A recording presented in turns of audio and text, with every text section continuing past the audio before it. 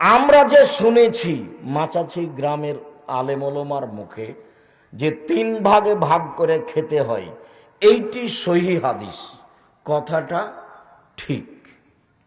মেকদাম ইবনে মাদি কারাব রাদিয়াল্লাহু তাআলা আনহু বলেন, রাসূল সাল্লাল্লাহু আলাইহি সাল্লাম বলেছেন, মা মালা ইবনে আদম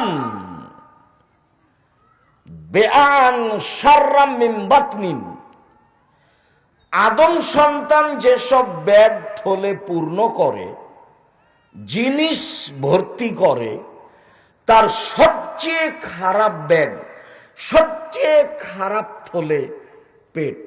এর চেয়ে আদম সন্তানের কোনো খারাপ ব্যাগ নেই।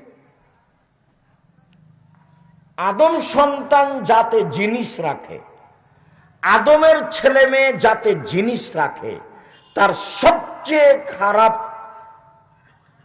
কোনটা? পেট। এবার বলছেন,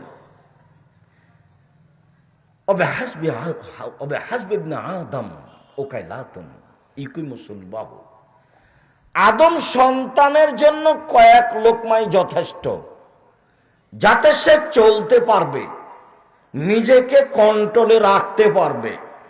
আদম সন্তানের জন্য কয়েক লোকমাই যথেষ্ট, যাতে সে চলতে পারবে, পিঠের দাঁড়িটা ঠিক রাখতে পারবে।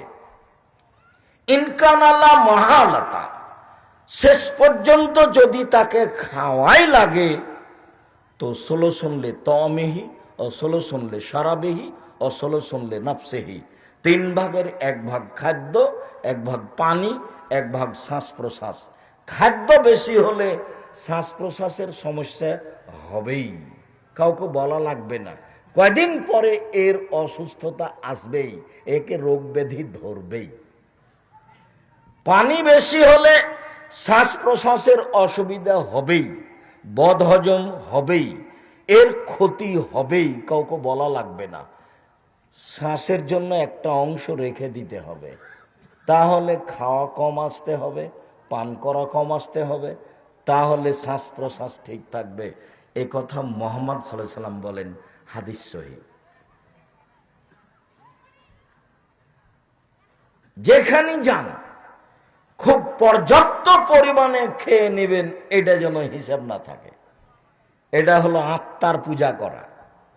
যে কথা শুনেছেন এ কথা সহিহ হাদিস দ্বারা প্রমাণিত, কাজেই এ কথা বলে রাখলাম, মনে থাকে যেন। 3 ভাগে খেতে হবে, এ কথাই ঠিক। এটা আল্লাহর নবী বলেছেন, তাতে শ্বাস প্রশ্বাসের সুবিধা থাকবে।